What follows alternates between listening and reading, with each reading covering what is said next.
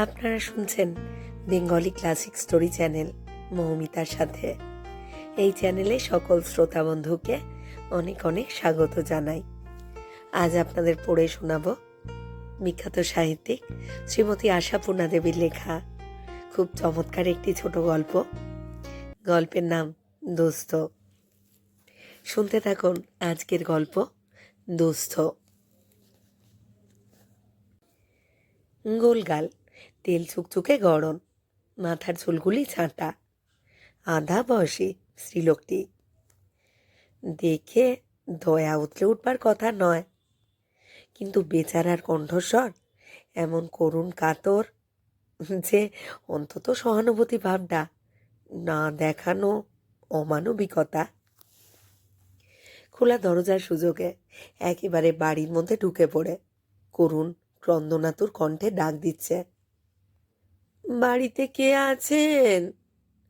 মায়েরা, ও মায়েরা, কে আছেন বাড়িতে? কে গা বাছা, কে? বলে এগিয়ে এলাম। সঙ্গে সঙ্গে মেয়ে ছেলেটি একেবারে প্রায় আমার পায়ের উপর হুমড়ি খেয়ে পড়ে ডুকুরে উঠল।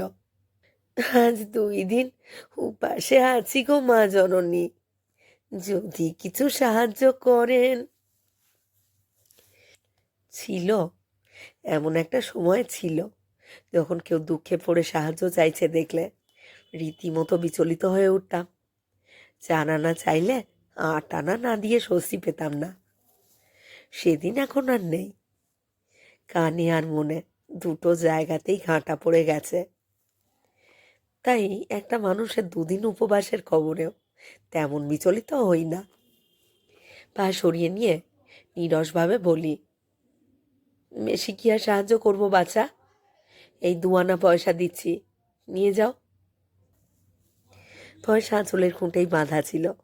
ইট খুলতে থাকি। 2 দিন উপাস আছি মা, 2 আনায় কি হইব? গন্ডা হাসটেক পয়সা যদি দেন, হোটেলে থনে পেটটা একবার বুঝায় লই। পেটের মধ্যে যেন জ্বলি যাচ্ছে গো মা। শুনে মনে পড়ে গেল রাতে রুটির দরুন কখানা পড়ে আছে।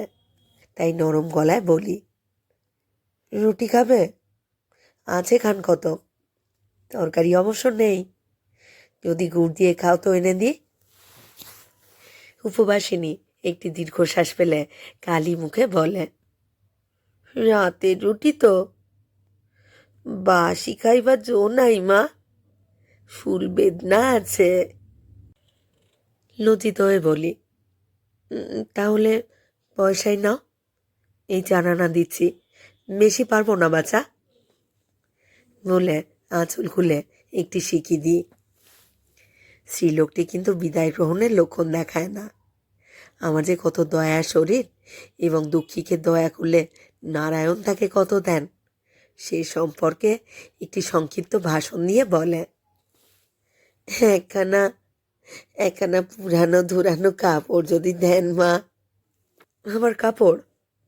আমার কাপড় কোথায় পাবো বাছা? অপ্রসন্নভাবে বলি, আর কোথাও দেখো। কোথায় দেখবো মা জননী? এ রাক্ষস শহরে কারুর মধ্যে এতটুকু দয়া মায়া নাই গো। যেখান যাই দূর দূর করে খেদায় দেয়। আমি বড় অভাগিনী মা। 3 কুলে আমার মুখের পানে চাইতে কেউ নাই মা। আপনাগোর দয়াতেই বাইচে আছি। এই একখানা বই বস্ত্র নাই মা, গায়ে ভিজাই, গাতেই শুকাই। ধুরান ধুরান একখানা যদি দেন মা। ঝরঝর করে জল ঝরে ওর চোখ দিয়ে। বিব্রতভাবে বলি, আহা, কাঁদছো কেন বাচ্চা? যা বলবার এমনি বলো না। চোখটা আঁচলে মুছতে মুছতে ধরা ধরা গলায় বলে, বুকের মধ্যে যে কান্নার সমুদ্র মা, বাঁধ মানে না গো। আমি বড় অভাগিনী মা। আমার ভাগ্যের কাহিনী শুনলে পাষাণো পাটি চৌচির হয়। স্বামীকে গুন্ডায় মারলো, দুইটা চাওয়াল রেলে কাটা পইল, হ্যাঁ একটা বিটি চাওয়ালকে। কথায় বাধা না দিয়ে পারি না। এসব কথা শুনলেই কান কেমন শিরশির করে ওঠে, ঘাঁটা পড়া হলেও ওঠে। তাই বাধা দিয়ে বলি, ওসব কথা থাক বাছা, কাপড় এক্ষুনি দিতে পারছি না, কাজের সময়। একখানা না হয় দেখে শুনে রাখবো, কাল এসে নিয়ে যেও। কাইল? অনেক দূরে থাকি মা, কাইল আর আইবনি। আপনার দয়ার শরীর, এক্ষুনি যদি একটু দেখা শুনা দেন। আমি বড় অভাগিনী মা, তিনকুলে আমার কেউ নাই যে মুখ পানে চায়। ফ্যাটের ধান্দায় ঘুইরা ঘুইরা, ও ভগবান, এত সামগ্রী ফ্যাটে তুইলাম, তবু পোড়া প্যাট তো বুঝ মানে না। কথায় বলে চোরের মন ভাঙা বেড়ায়। ওর এত কথার মধ্যে একটি কথা আমার কানে বাজতে থাকে, একটি অকস্মাৎ আশার বাতাস বহন করে। সে কথাটি হচ্ছে, আমার তিনকুলে কেউ নাই মা। তিনকুলে কেউ নেই, তার মানে তো পিছু টানো নেই। এদিকে দিব্যি হৃষ্টপুষ্ট স্বাস্থ্য। মৃত্যু চলকের মতো একটা বুদ্ধি খেলে গেল মাথায়। এই তো ঠিক, তো ভাগ্যিস মনে এলো কথাটা। আহা, ওরও দুঃখ ঘোচে, আমারও দুঃখ ঘোচে। দুঃখে কাল কাটাচ্ছি সত্যি, আজ মাস 1.5 হতে চলল রাত-দিনের ঝিটা ছেড়ে গেছে। কষ্টে প্রাণ যাচ্ছে, লোক লোক করে পাগল হয়ে যাচ্ছি। অথচ আজ পর্যন্ত দ্বিতীয় আর একটা জোটাতে পারলাম না। ব্যাপার দেখে মনে হচ্ছিল এই জগতে বুঝি দুঃখী দুস্থ অভাবগ্রস্ত বলে আর জীব নেই কোনো। যাকে দেখেছি তার কাছেই লোকের কথা বলেছি, এদের বাড়ি ঝিকে খোসামত করেছি, ওদের বাড়ি ঝিকে ডেকে চা খাইয়েছি, যদি একটা লোকের সন্ধান দেয়। কিন্তু হা হতস্মি, সকলের মুখেই এক কথা, লোক, লোক কোথায় পাবো মা, লোক নেই। যাক, আজ স্বয়ং ভগবানই লোক জুটিয়ে দিলেন। ভগবানের দান হাত ছাড়া করা ঠিক হবে না। তাই কণ্ঠস্বরে সদ্য চাক ভাঙা মধুর মাধুর্য আমদানি করে বলে উঠি, ও দূরে থাকো বুঝি? কোথায় থাকো গো? স্ত্রীলোকটি আর একটু জুত করে বসে বলে, ঠাকুনের কথা, ঠাকুনের কথা আর কি কইব মা, আমাগোর যেহান গতি সেহানেই থাকি। এই শিয়ালদা স্টেশনে মাথা গুইজা পইড়া আছি। আমাগোর দেশের অগুন্তি মানুষ ওহেন রয়েছে শ্যাল কুকুরের মতো, বুড়া বুড়ি, শিশু যুবা, বেটা চাওয়াল মাগি চাওয়াল, সব সব। দেন না খবরের কাগজি, ছবি ছাপে, দুর্দশার কাহিনীগুলান লেখে দেয়। তবু তো তবু তো আপনাগো সরকারের হায়া হয় না।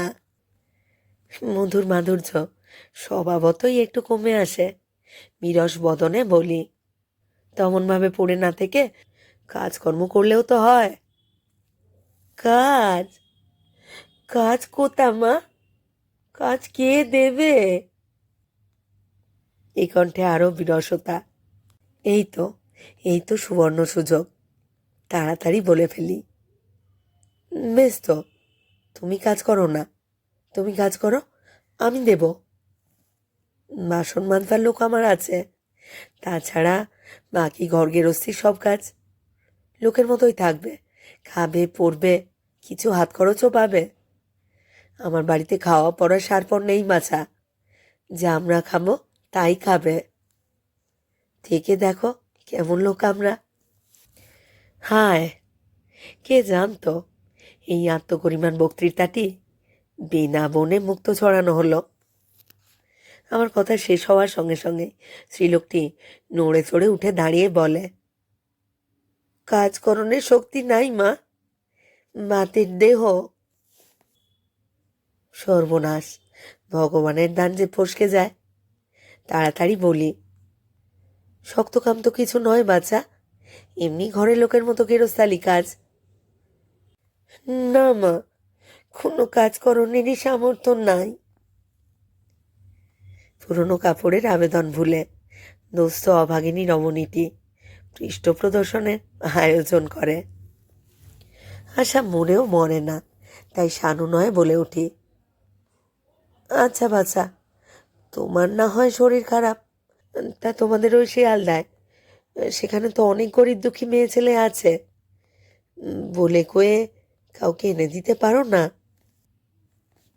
স্ত্রীলোকটি দরজা মুখোমুখ করে তিক্ত স্বরে বলে, আপনাগর ঘরে দাসবৃত্তি করবার লাইগা দেশ বই ছাইড়া হাসি নাই মোরা। ভাবলাম, তাই তো, কথাটা বলা ভালো হয়নি আমার। তবু সমুদ্রে বালির মান, তাই ব্যগ্র মুখে বলি, আচ্ছা বেশ, বাঁধা কাজ না করো, একটা খুচরো কাজ একটু করে দিয়ে যাও তো বাপু। অনেকদিন ঝি নেই, কিছু কয়লার গুঁড়ো জমে আছে, সেগুলো যদি গুল পাকিয়ে দিয়ে যাও তো পুরনো কাপড়ও পাবে, ছাড়ানো আরো পয়সাও পাবে। রইক্কা মধুসূদন, রইক্কা। আগন্তুকা খোলা দরজার ওদিকে পা ফেলে বলতে বলতে চলে যায়, রইক্কা, রইক্কা করো মধুসূদন। শিখন চিরাম রাস্তার ধারে দাঁড়াইলে 10 গুণন না বইব আমার, রইক্কা করো মধুসূদন। তিনি চলে যান, আর আমি নজৌ নতস্য অবস্থায় দাঁড়িয়ে থাকি, বাইরের দরজাটা বন্ধ করতে ভুলে গিয়ে। শেষ হলো আজকের গল্প, শ্রীমতী আশাপূর্ণা দেবীর লেখা ছোট গল্প দুস্থ। কেমন লাগলো আজকের গল্পটি? কেমন লাগছে আমার পাঠ এবং পরিবেশনা? আপনারা যারা শুনলেন কমেন্ট বক্সে অবশ্যই কমেন্ট করে জানান। আর হ্যাঁ, যারা এখনও চ্যানেলটি সাবস্ক্রাইব করেননি, যারা নতুন শুনছেন, তারা অবশ্যই সাবস্ক্রাইব করে আমার সাথে থেকে নিয়মিত শুনতে থাকুন বাংলা ক্লাসিক গল্পগুলি। সবাই খুব ভালো থাকুন, ফিরে আসছি খুব শীঘ্র নতুন গল্প নিয়ে।